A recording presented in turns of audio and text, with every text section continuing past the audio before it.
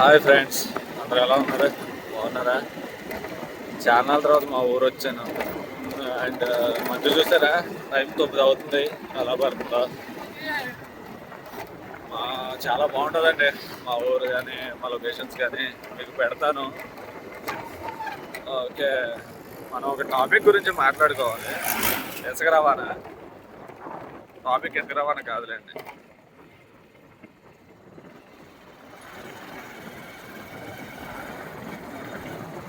Hi, welcome to VR thoughts. మట్టి మీద ఉన్నాను.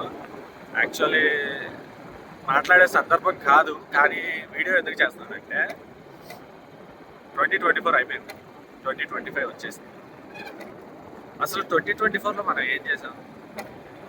మన కోసం మనం ఏం చేసుకుందాం? పొద్దున్న లేస్తే బాత్రూంలోకి వెళ్తాం, వస్తాం, లేదంటే తింటాం, పడుకుంటాం తప్పించి మనం ఏమీ చేసుంటాం.